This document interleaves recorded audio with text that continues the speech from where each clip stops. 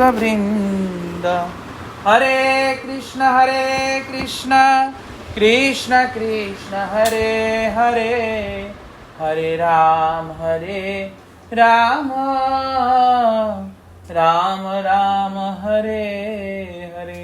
मैं सर्वप्रतापनि गुरुपाद पद्म परमाराध्यतम नित्रिला प्रविष्टम ओम विष्णुपाद अष्टोत्तर सप्तशती श्रीमद् भक्ति वेदांत नारायण गोस्वामी महाराज जी के चरण कमल में अनंत अनंत कोटि दंडवत अर्पण करता हूँ, तथा श्री श्री राधा विनोद बिहारी जी के चरणों में अनंत अनंत कोटि दंडवत अर्पण है।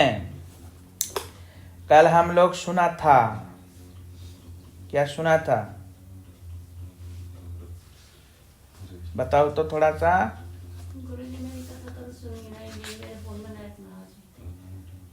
क्या सुना था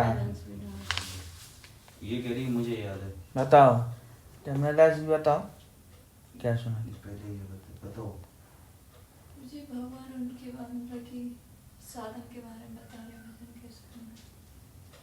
वो तो 10 दिन से बता रहा हूँ। हम ये शरीर नहीं है, वो कीड़ा जो है वो मटके में घुस गया है, वो तो दृष्टांत है।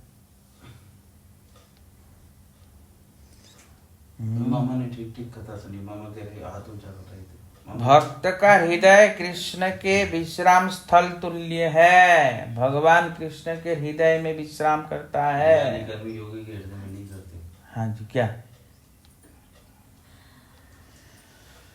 परम भागवत अम्बरीश महाराज जी के चरणों में, दुर्वासा महाराज जी के चरणों में, दुर्वासा महाराज जी जब अम्बरीश के चरणों में अपराध किया था तो उस समय भगवान के पास कौन गया?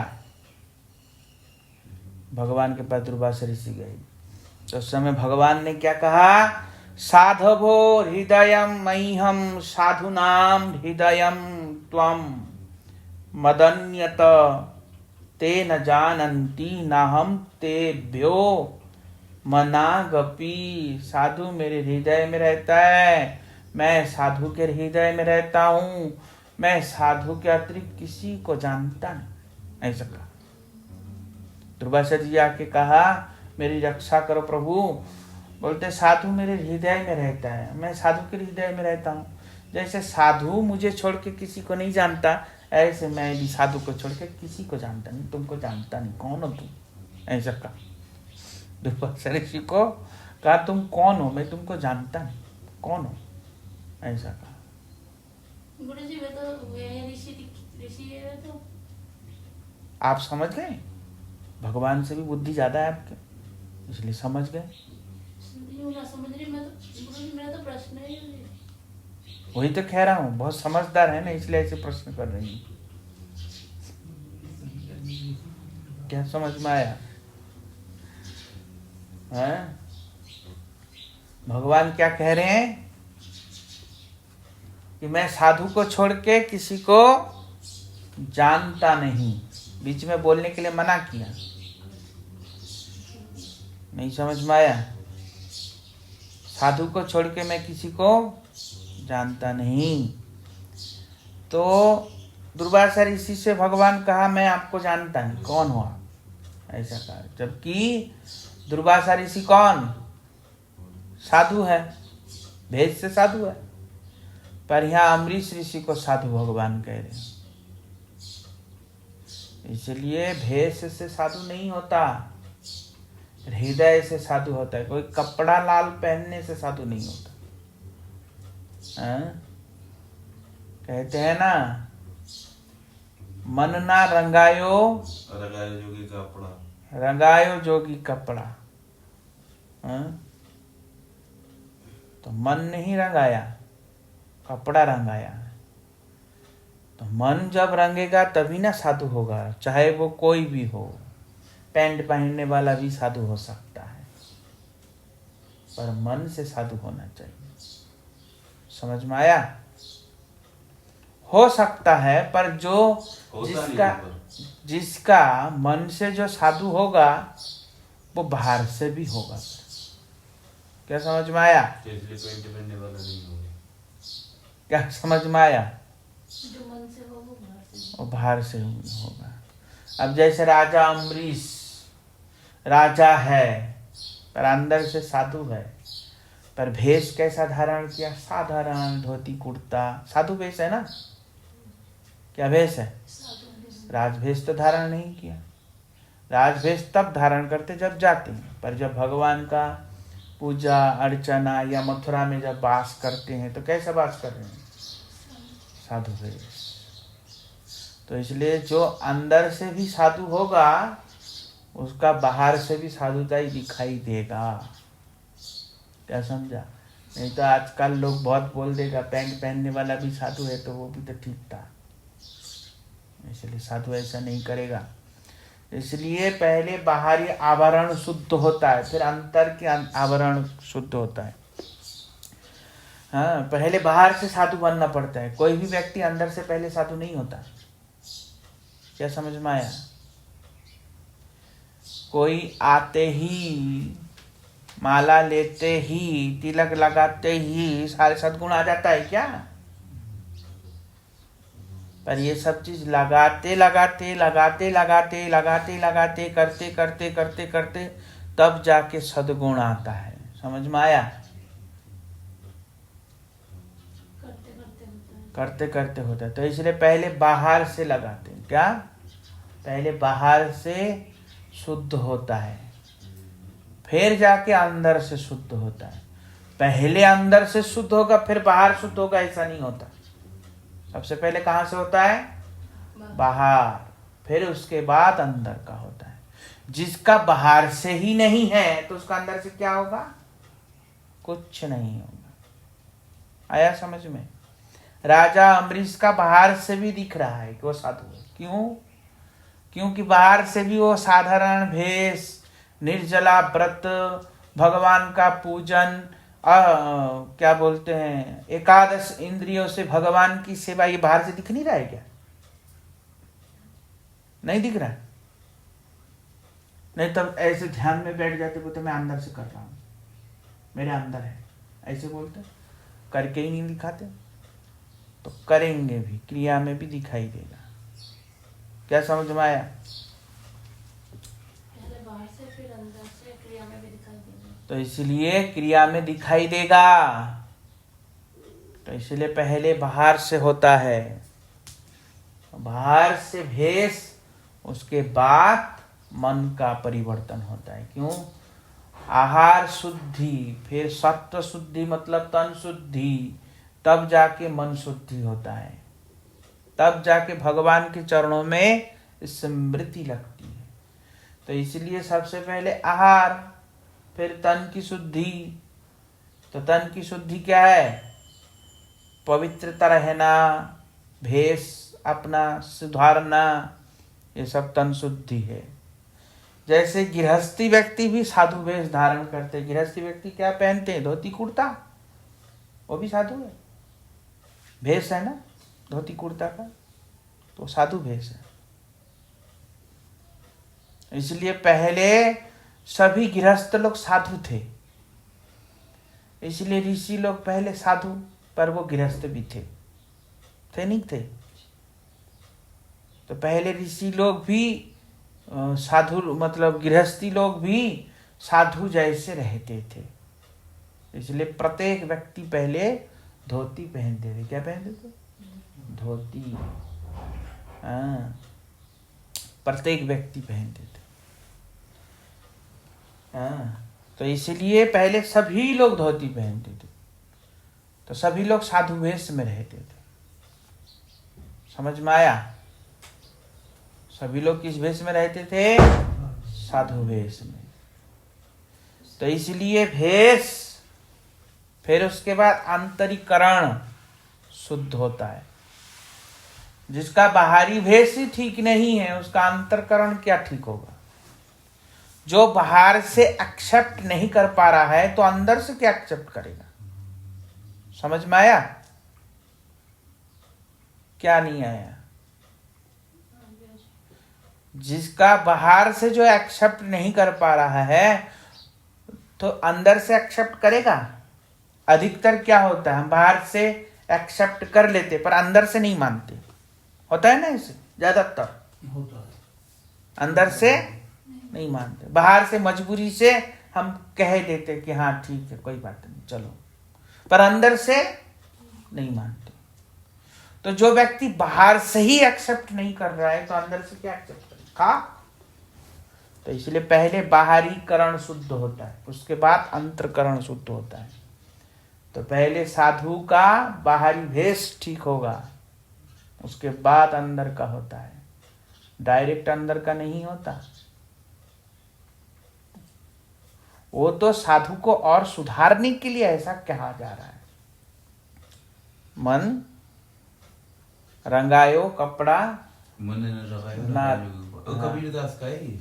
कुछ भी हो, किसी का भी कोई मतलब नहीं। कबीरदास तो पर मायावादी, बोलते थे। पर उससे कोई मतलब नहीं होता। कोई कोई कवि लोग भी अच्छी बात बताते हैं, पर वो कवि की महत्व नहीं है, उस वाक्य की महत्व है। समझ में आया? पर वो कवि अच्छे के साथ बुरा भी बोलता है, तो जो बुरा बोलते हो छोड़ दो। क्या समझ में आया? तो व्यक्ति की महिमा नहीं है, किसकी महिमा है? विशेष करके जो हमारे गुरु वर्ग बोलते हैं अन्य कवियों का, तो वही के में सुने तो ज्यादा अच्छा है। तो इसलिए क्या कह रहे हैं? तो ये इसलिए कह रहे हैं कि साधु को और सुधारने के लिए कह रहे हैं, इसलिए नहीं कह रहे हैं कि फिर कपड़ा रंगाया ही क्यों, फायदा क्या है। ऐसा नहीं, उसका भी फायदा है, प्रभाव है, ऐसी बात नहीं। समझ में आया? तो इसलिए राजा अम्बरीश जबकि दुर्वासा ऋषि साधु थे, पर अपराध करने के कारण उनका साधु शक्ति भी क्षीण हो गया। साधु शक्ति ही क्यों, शिव शक्ति भी क्षीण हो गया। दुर्वासा ऋषि कौन है? शिव है ना। तो शिव शक्ति भी क्षीण हो गया अपराध करने के कारण। तो इसलिए कह रहे हैं अपराध का इतना भयानक फल होता है कि शिव जी के समान शक्तिमान होने पर भी वो शक्ति भी उससे क्षीण हो जाता है, नष्ट हो जाता है। समझ में आया? उसकी कोई रक्षा नहीं कर पाएगा अपराध करेगा तो। यहाँ दुर्वासा ऋषि अपराध कर ही नहीं सकता, ऐसा हो ही नहीं सकता, संभव नहीं, क्योंकि वो स्वयं वैष्णव नाम यथा शंभु शिव है, शिव का अंश है दुर्वासा ऋषि। तो ऐसा दुर्वासा ऋषि कर ही नहीं सकते, पर ऐसा क्यों किया? हमको शिक्षा देने के लिए। ये हमको शिक्षा देने के लिए किया। अधिकतर भगवान शंकर जी जो शिव जी है, हाँ, वैष्णव बेचारे हमेशा भगवान के लिए अपने ऊपर लांछन लेते हैं, हमेशा, क्योंकि भक्त है ना। तो शिव जी अब अधिकतर ऐसा ही करते हैं। जो सेवा कोई नहीं कर सकता वो शिव जी करते हैं। कि मायावाद क्यों? का जैसे मायावाद का प्रचार करने के लिए कौन कहा? भगवान ने कहा, खुद ही भगवान कहा। भगवान ने कहा और शिव जी कहते हैं मैं कैसे करूंगा, वो तो करना पड़ेगा, मेरा आदेश है। और जबरदस्ती करा, अपने ऊपर लांछन लिया। वैष्णव लोग थोड़ी पसंद करते मायावादी को, नहीं करता, लांछन लिया। पर बाद में स्वभाव क्या है? कृष्ण आराधना स्वभाव है ना। तो इसलिए बाद में वही शंकराचार्य जी बाद में भज गोविंद भज गोविंद भज गोविंद मुड़ मते, मूर्ख मुड़, गोविंद के भजन के बिना कुछ नहीं होगा, सब बेकार है, ऐसा बाद में कह दिया। सब कुछ कहा भगवान निराकार है, बेकार है, ये वो सब कुछ कह, बाद में कहा भज गोविंद भज गोविंद मुड़ मते। अरे मूर्ख, इनके पीछे मत पड़, गोविंद का भजन कर, संसार के पीछे मत पड़, गोविंद के भजन के बिना कुछ नहीं। स्वभाव है ना, क्या है? स्वभाव कितना भी ढकने की कोशिश करे, स्वभाव बाहर आ जाता है। तो इसलिए शंकराचार्य बहुत कोशिश किया, पर वो रुका नहीं, लास्ट में बोल ही दिया भज गोविंद भज गोविंद। तो इसलिए शंकराचार्य जी के जो अंदर से अंदर तक उनका संग करता है तो पक्का वैष्णव बनता है शंकराचार्य जी के। पर जो बाहर से ऊपर से लेता है वो मायावादी बन जाता है। समझ में आया? तो इसलिए क्या कह रहे हैं? इसलिए दुर्वासा ऋषि ऐसा भगवान की महिमा, वैष्णवों की महिमा प्रकाश करने के लिए दुर्वासा ऋषि अपने ऊपर ऐसा लांछन लिया है, हमारा बदनाम हो जाए, भगवान का नाम हो, वैष्णवों का महिमा दिखाने के लिए।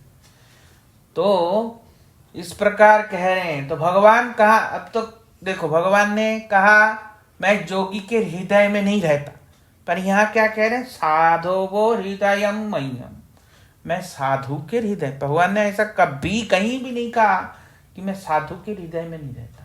भक्तों की, साधु मतलब कौन, भक्त। जोगी साधु नहीं है, ज्ञानी साधु नहीं है। जो ज्ञानी ज्ञान साधना करता है, भले ही से वो साधु का कपड़ा पहना है, वो साधु नहीं है। साधु कौन है, साधु केवल और केवल वैष्णव जन साधु है। साधु किसको कहते हैं? साधु कहते हैं जिसने सद्वस्तु को धारण किया अपने हृदय में, उसको साधु कहते हैं। किसको? सद्वस्तु कौन? सद्वस्तु भगवान कृष्ण। जिसने कृष्ण को अपने हृदय में बिठाया वही साधु है। क्या समझा? जिसने कृष्ण को अपने हृदय में बिठाया वही साधु, अन्यथा कोई साधु नहीं है, अन्यथा कोई साधु नहीं है। तो इसलिए वैष्णव जन ही एकमात्र साधु है और कोई साधु नहीं है। समझ में आया? तो इसलिए यहाँ पे ऐसे कह रहे हैं। तो आपके जैसे भगवत जन स्वयं तीर्थ स्वरूप है। जब विदुर जी तीर्थ यात्रा समाप्त करके युधिष्ठिर महाराज जी के भवन में पधारे, तो युधिष्ठिर महाराज विदुर जी की सम्मान करते हुए कहा, भवद्विधा भगवतस्तीर्थ भूतः स्वयं प्रभो तीर्थी कुर्वन्ति तीर्थानि स्वान्तस्ते न गदाभृत। क्या कहा? भगवान की पवित्रता के क्या कह रहे? आप जैसे भक्त जन भवद्विधा, भगवत प्रभु, हे प्रभु आप जैसे भागवत जन स्वयं तीर्थ स्वरूप होते हैं। बोलते तीर्थानी, क्या होते हैं? स्वयं तीर्थ स्वरूप होते हैं। आप लोग अपने अंतस्थित, बोलते अंतस्थेन गदाभृत, गदाभृत भगवान को अपने हृदय में लेकर के चलते हैं। कैसे चलते हैं? भगवान गदाधर, गदाधर कौन है? हाँ, जो गदा धारण करते हैं वो गदाधर। गदाधर पंडित नहीं, जो गदा धारण करते वो गदाधर। समझ में आया? तो भगवान गदाधर, गदाधारी किनके हृदय में रहते हैं? वैष्णवों के हृदय में रहते हैं। भगवान उनके हृदय में रहते हैं। इसलिए कह रहे हैं आप लोग तीर्थों में जाते हैं तो तीर्थों का सौभाग्य हो जाता है। आप तीर्थ में जाते हो तो आपका सौभाग्य नहीं होता, किसका होता है? तीर्थों का सौभाग्य हो जाता। क्यों हो जाता है? क्योंकि तीर्थी कुर्वन्ति तीर्थानी, तीर्थों को भी आप पवित्र कर देते हैं, तीर्थों को पावन करने के लिए आप जाते हैं। तो इसलिए आप तीर्थों को पावन कर देते हैं। तो विदुर जी के अभिन्न तीर्थ स्थानों में भ्रमण करने के बाद हस्तिनापुर लौटने पर युधिष्ठिर महाराज जी ने इस श्लोक के द्वारा उनका अभिवादन किया। इस श्लोक के द्वारा क्या किया? उनका अभिवादन किया। क्योंकि आपके समान तीर्थ स्वरूप संत अपने हृदय में स्थित भगवान विष्णु के प्रभाव से, पापियों के संपर्क से क्षीण प्रभाव तीर्थों को पुनः महातीर्थ बना देता है।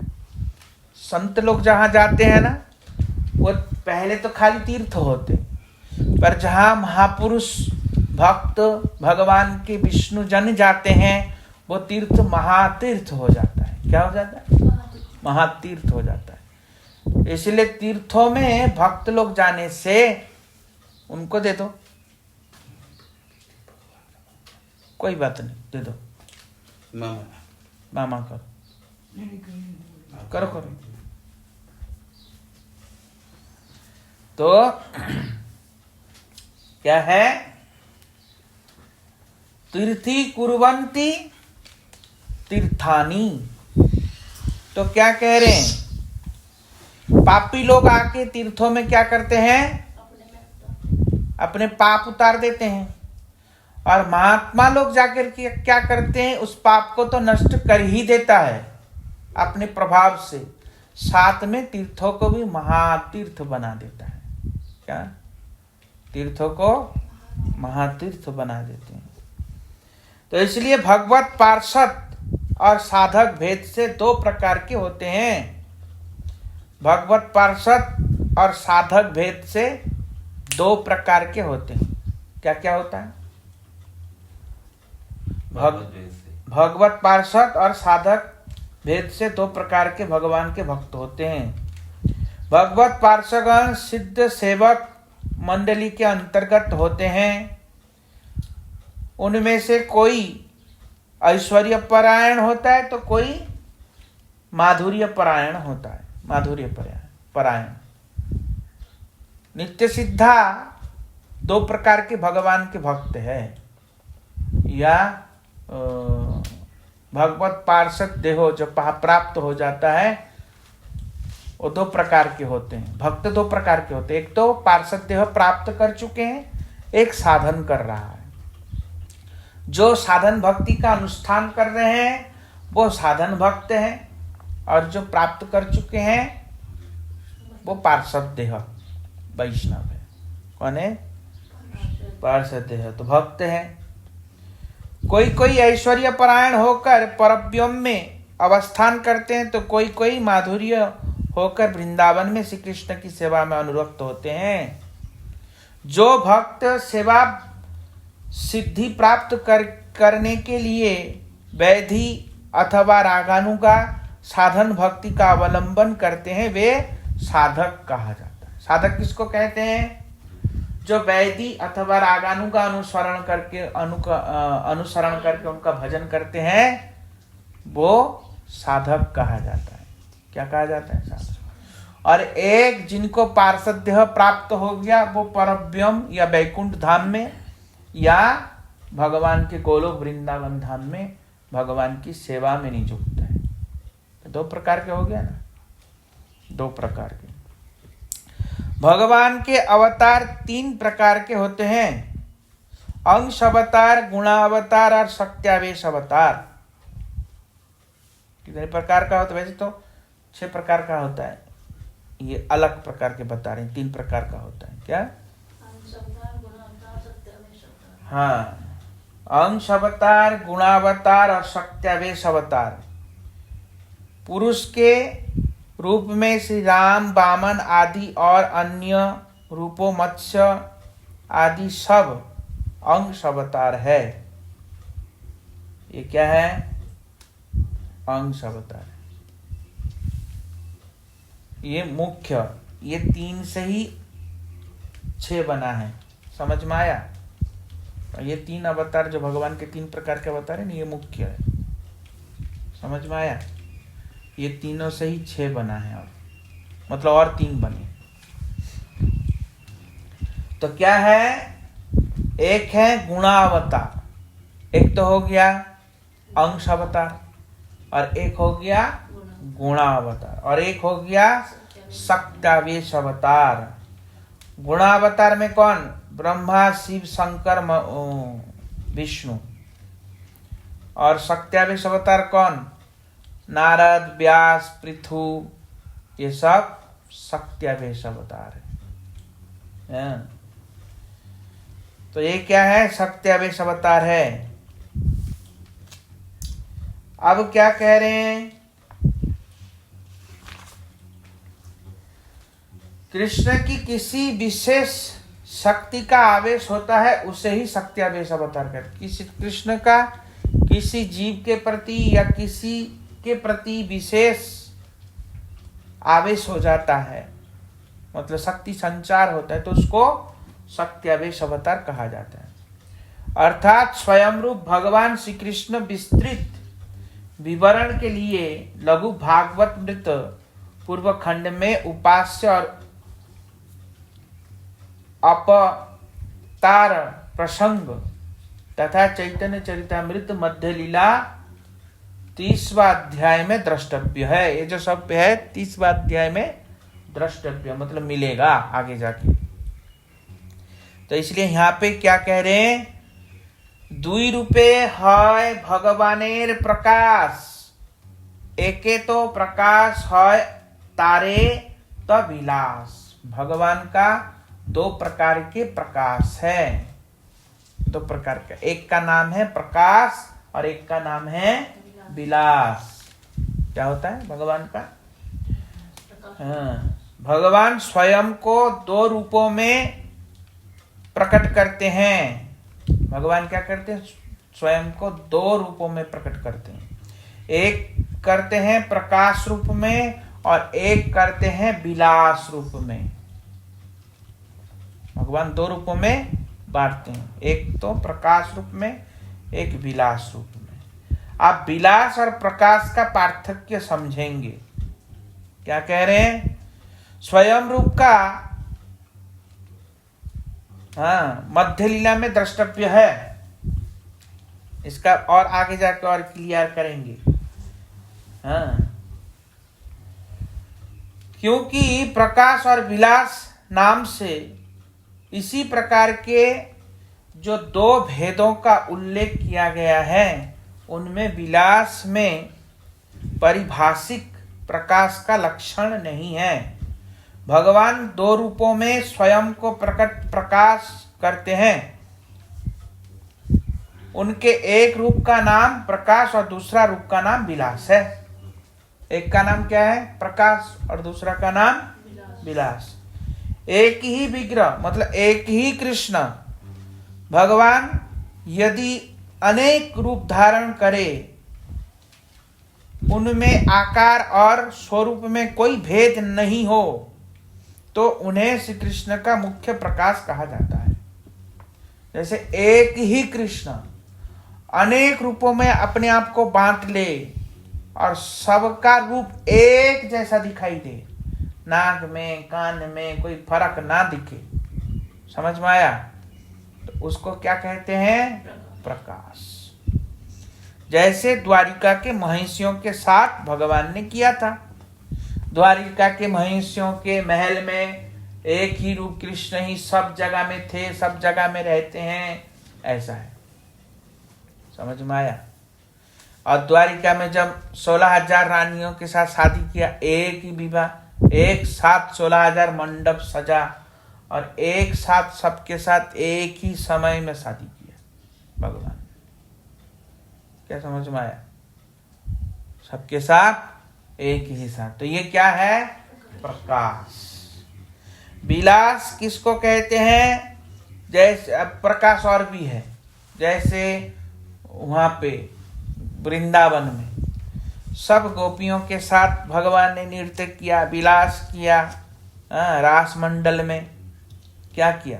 सब लोगों के साथ। उस समय सभी गोपियों को क्या प्रतीत हो रहा है? कृष्ण तो मेरे साथ है, मेरे संग है, मेरा हाथ पकड़ा है। सब गोपियों का ऐसा लग रहा है कृष्ण केवल मेरा ही हाथ पकड़ा और किसी का नहीं पकड़ा, ऐसा लग रहा है। नहीं समझ में आया? तो वो भी जो दिखाई दिया वो भी भगवान का प्रकाश। समझ में आया? वो भी भगवान का प्रकाश है। उस समय देवता लोग भगवान की रासलीला देखने के लिए देव पत्नियों को ले लेकर के आए, और देव पत्नियां तो मूर्छित होकर के रथ में ही गिर पड़ी धड़ाम करके। और देव लोग, देवता के अंदर ऐसा भावना नहीं हो रहा है, पर उनको भी आनंद हो रहा है।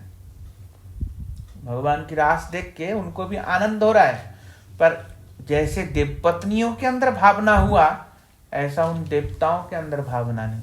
वो लोग खेद उत्पन्न कर रहे हैं कि हमारे अंदर ऐसा भावना नहीं, कदाचित हम स्त्री नहीं है, इसलिए ऐसा देवता लोग खेद प्रकट कर रहे हैं। और देवता लोग खुद लेके आ रहे हैं, देव पत्नियों को लेके, अपने अपने पत्नी को लेके साथ में आ रहे हैं। भगवान रासलीला किया तो देवता भी लालायित हो रहे हैं देखने के लिए। देवता छोड़ो, देवता अकेले नहीं आ रहे हैं, पर पुरुष के पास कोई दूसरे स्त्री अपने स्त्री को ले जाता है क्या? हाँ?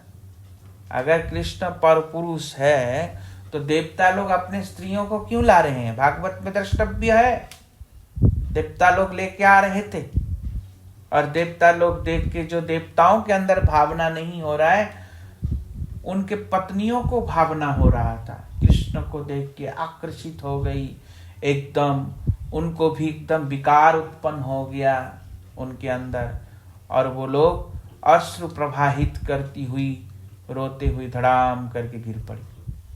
नहीं समझ में आया?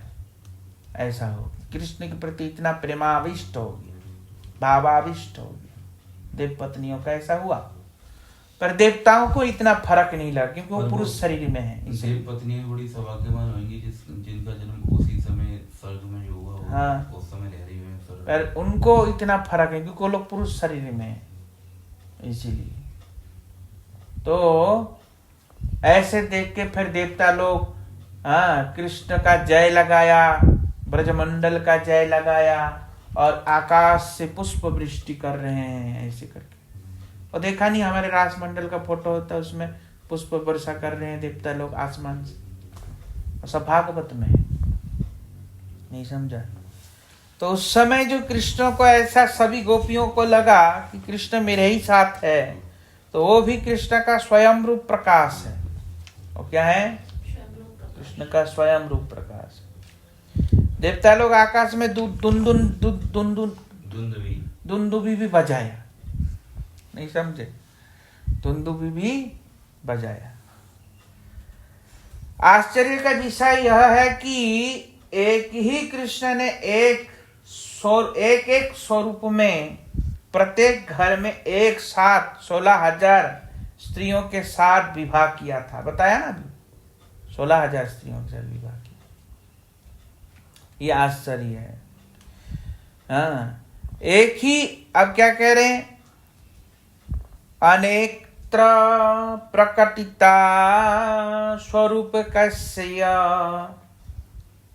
यही कदा सर्वथा तत्स्वरूपैव सप्रकाश इत्यार्त्यते। क्या कह रहे हैं? हाँ, एक ही रूप में एक ही साथ अनेक विभिन्न प्रकाशों को प्रकाश करते हैं। एक ही रूप में एक ही साथ अनेक विभिन्न प्रकाशों को प्रकाश करते हैं। एक ही समय में एक ही रूप को अनेक स्थानों में प्रकट होते हैं और उनके रूप गुण लीला एक स्वरूप ही होते हैं, तो उन्हें प्रकाश कहते हैं। एक ही साथ, एक ही रूप, एक ही गुण, एक ही लीला में सब प्रकाश करते हैं, तो उसको क्या कहते हैं? भगवान का प्रकाश। जब भगवान के द्वारा प्रकाशित विग्रह उनके भिन्न प्रकार वाले होते हैं तो वे विलास विग्रह कहलाते हैं। विलास विग्रह किसको कहते हैं? जब भगवान से थोड़ा भिन्न, भगवान से भिन्न मतलब किसी के 4 हाथ हैं, किसी के 6 हाथ है। कोई श्यामल है, कोई गोरा, कोई काला, कोई पीला, ऐसा जब हो है ना, कोई लाल। अब जैसे यज्ञ भगवान लाल है, नरसिंह भगवान हल्का श्वेत वर्ण के हैं। समझ में आया? तो इसलिए ना जाने पीला है, नरसिंह भगवान पीला है, पीले वर्ण के हैं। तो कहने की तात्पर्य क्या है? तो ऐसा अलग अलग जब रूप होता है ना, तो उसको क्या कहते हैं? विलास। उसको विलास कहते हैं। किंतु विलास आकृति और रूप आदि मूल स्वरूप में भिन्न होता है, तथा शक्ति आदि भी मूल स्वरूप में कुछ कम होती है।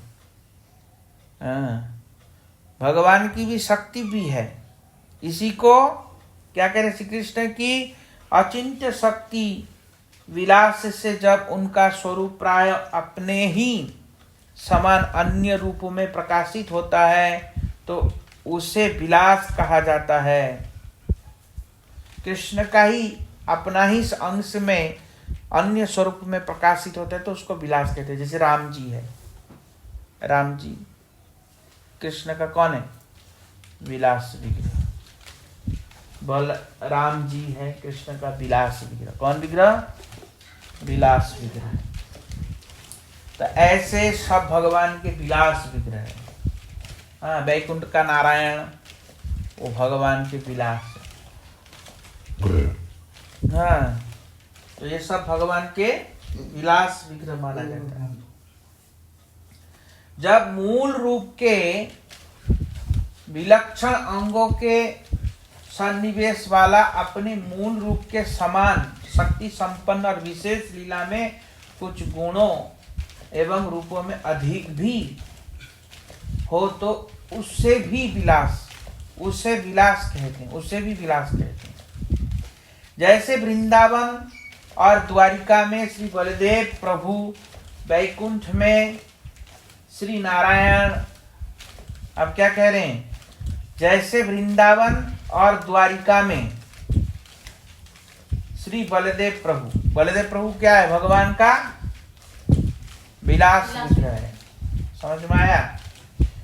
तो द्वारिका में और वृंदावन में भगवान का विलास विग्रह बलदेव प्रभु, वैकुंठ में श्री नारायण, चतुर्विहु, वासुदेव, संकर्षण, प्रद्युम्न, अनिरुद्ध भगवान श्री कृष्ण की विलास मूर्ति है। ये सब कृष्ण की ही सब विलास मूर्ति है। श्री बलदेव श्री कृष्ण के स्वयं प्रकाश भी है। अब बलदेव क्या है? अनुभाष्य में कहा बलदेव प्रभु स्वयं प्रकाश है और श्री नारायण उनके प्रभाव विलास है। बलदेव प्रभु जो है क्योंकि बलदेव प्रभु का भी रूप अलग है ना, इसलिए विलास भी कहते उनको, पर वो स्वयं भगवान से प्रकटित है इसलिए उनको स्वयं प्रकाश भी कहते हैं। वो पर स्वयं प्रकाश है कहते नहीं है। हाँ, पहले तो बताया क्योंकि बलदेव प्रभु के रूप रंग अलग है इसलिए वो विलास है, पर वो स्वयं भगवान का दूसरा प्रकाश है इसलिए उनको प्रकाश कहा। समझ में आया? इसलिए उनको प्रकाश कहा। इसलिए बलदेव प्रभु स्वयं प्रकाश है और श्री नारायण उनके प्रभाव विलास है। जो नारायण है बलदेव प्रभु का प्रभाव विलास है। कौन सा नारायण? जो कारण दक्षाई विष्णु इत्यादि, वो बलदेव प्रभु का प्रभाव विलास है। ईश्वर की शक्तियां 3 प्रकार के हैं। ईश्वर की शक्ति कितने प्रकार के हैं? 3 प्रकार के हैं। वैकुंठ में लक्ष्मियां, द्वारिका में महिषियां और ब्रज में गोपियां। इन तीनों में से श्रेष्ठ है ब्रज की गोपियां। भगवान के तीनों शक्ति है ना, तो तीनों शक्ति में से सर्वश्रेष्ठ शक्ति कौन सा है? ब्रज की गोपियां। क्योंकि ब्रजेंद्र नंदन श्री कृष्ण स्वयं भगवान है। ब्रजेंद्र नंदन श्री कृष्ण स्वयं भगवान है, इसलिए उनके तीनों शक्तियों में से ब्रज की जो शक्तियां हैं, मतलब ब्रज की जो गोपियां हैं वो सर्वश्रेष्ठ शक्तियां हैं भगवान के। समझ में आया? स्वयं रूप श्री कृष्ण के कायव्यूह उनके ही समान है। वे भक्तों को सदा परिवेष्टित करते हैं, इसलिए भक्त उनका आभरण है।